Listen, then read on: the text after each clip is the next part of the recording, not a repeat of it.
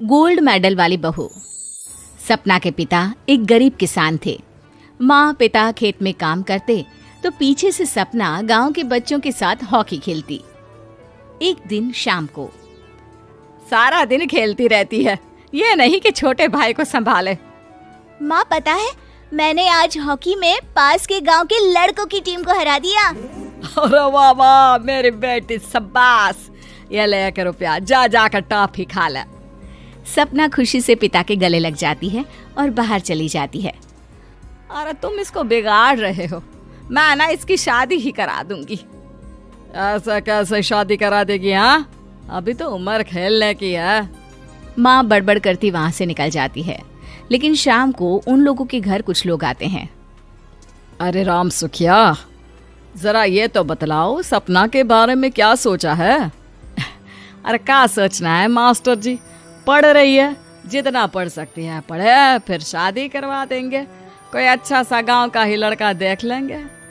अरे तुम तो उसके पिता हो, तुमको कुछ नहीं पता? माँ घबरा जाती है। अरे का मास्टर जी, का पता नहीं, का हो गया? हम तो इनसे पहले ही बोल रहे थे कि लड़की की जात है, संभाल लो। अरे भाभी जी, आप भी ना कभी अच्छा भी सोच लिया करो।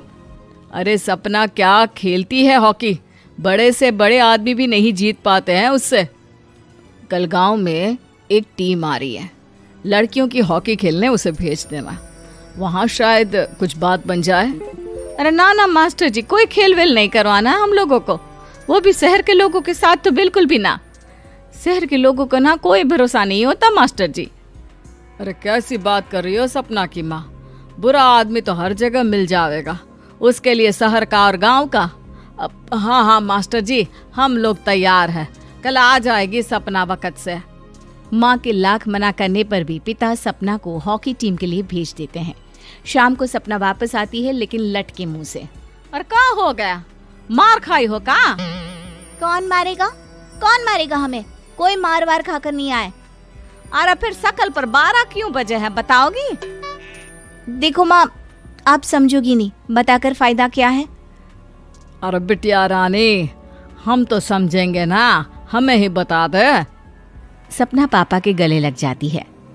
पापा, मैं ना सिलेक्ट हो गई हूँ भारत की हॉकी टीम में खेलने के लिए। अरे वाह, ये तो बहुत ही खुशी की बात है मेरे बच्चे। फिर मेरी गुड़िया काहे परेशान है? पापा, मुझे दिल्ली जाना पड़ेगा आगे की प्रैक्टिस के लिए। माँ जो सारी बात सुन रही होती है, जोर से चिल्लाती है। एक पैसा नहीं है मेरे पास, समझी? कुछ नहीं दूंगी। शादी के लिए लड़का फाइनल भी कर दिया है, कल्ले का बेटा, वो शादी कर लेगा तुमसे। सपना पिता की ओर देखती है। अरे देख सपना, खेलने दिल्ली जाना है तो सिर्फ इसी शर्त पे कि आकर कल्ले से बेटे से चुपचाप शादी कर लेगी, बोल। अरे ठीक है ना, कल्ले का बेटा तो बहुत ही समझदार है, सरकारी नौकरी है उसकी, मान गया वो तो सपना शादी कर लेगी। सपना भी धीरू, जो कि कल्ले का बेटा था, उसे जानती थी। वो मन ही मन सोचती है कि शादी तो वैसे भी होनी है, लेकिन माँ की ये शर्त मान गई तो जीवन जीने का एक मौका तो जरूर मिलेगा। हाँ, मुझे मंजूर है। तो कल मैं उन लोगों को बुला लूं? पिता और सपना दोनों एक दूसरे को देखते हैं। अब माँ ठीक है ना, बुलाने की क्या जरूरत है, वो लोग पसंद कर रहे हैं ना मुझे, वही ठीक है। बस आप तो मेरा दिल्ली का बैग पैक कर दो। सपना दिल्ली जाती है, दिल्ली टीम के लिए खेलने के लिए।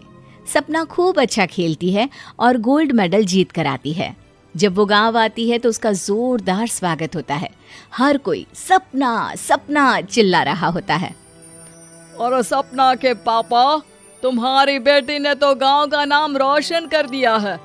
गांव की तरफ से तुम लोगों को गांव में पक्का मकान और सपना को परिषद में पक्की नौकरी देने के लिए हम तैयार हैं।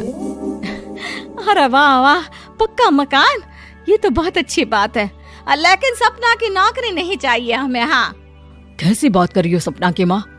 लड़की की नौकरी रहेगी तो अपने पैरों पर खड़ी रहेगी, किसी के आगे झुकने की जरूरत ना पड़ेगी। अरे चुप रहो, हम तो नौकरी ना करते हैं, पर मजाल है कि किसी के आगे झुके हो। ना, हमारी बेटी नौकरी नहीं करेगी। पिता लाख समझाते हैं लेकिन माँ नहीं मानती। और फिर वो दिन भी आ जाता है जब सपना को अपने कहे अनुसार लड़के से शादी भी करनी पड़ती है।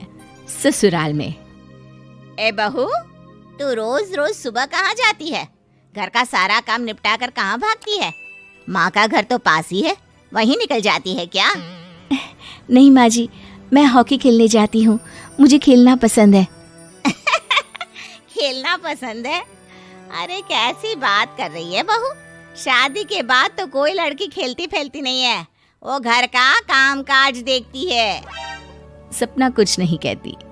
वो एक रोज कमरे में अपनी अलमारी ठीक कर रही होती है कि तब सुनो, वो जो लटक रहा है ना, क्या बोलते हैं उसे? मेडल। सपना पति की बात सुनकर खुश हो जाती है, उनके पास जाती है। मैं सोच ही रही थी कि तुमने कभी पूछा क्यों नहीं। ये मेडल है, मैंने जीता है, पता है, हॉकी में। बड़ा मैदान, बहुत से लोग, 2 टीम और फिर शुरू होता है जुनून। पता है, लगता है जैसे बस जिंदगी यही है, खेलते रहो, भागते रहो, दौड़ते रहो और लक्ष्य को पालो। सुनो ना, मैं ना भारतीय टीम के लिए खेलना चाहती हूँ। माँ, यहाँ तो आ जरा। सपना हैरान हो जाती है कि ये क्या हो गया, पति अचानक से माँ को क्यों बुला रहा है। हाँ बेटा, क्या हो गया? काहे गला फाड़ रहे हो? माँ, ये सपना क्या कह रही है? अरे बीवी तो बोलती ही रहती है बेटा, लेकिन क्या हो गया, चिल्ला क्यों रहे हो? ऐसा क्या बोल दिया इसने? माँ ये बोल रही है कि इसको खेलना है भारतीय टीम के लिए। सपना डर जाती है। नहीं माँ जी, मैंने कहा कि मैं चाहती हूँ कि वो मैं बोला था ना, शादी के बाद कोई खेलता नहीं, घर का काम काज देखता है, लेकिन फिर भी। नहीं माँ जी, ठीक है, मैं घर का काम देखूंगी, कल से मैं खेलने भी नहीं जाऊंगी, माफ कर दीजिए। सपना पति की तरफ देखती है जो माँ की तरफ देख रहा होता है। उसे गुस्सा तो आता है, लेकिन करती भी तो क्या, सास के सामने कैसे पति की क्लास लगाती। अरे बेटा, अब क्यों घूरे जा रहे हो बहू को? माँ, अभी इस बात का फैसला करके जाना, वरना ये तो तेरे कमरे से जाने के बाद मुझे। अब चुप हो जाइए आप, छोटी सी बात का बतंगड़ मत बनाइए। छोटी सी बात? बहू, ये कोई छोटी बात नहीं है। जो लड़की दिल्ली के लिए गोल्ड मेडल ला सकती है, वो देश के लिए भी तो गोल्ड ला सकती है ना।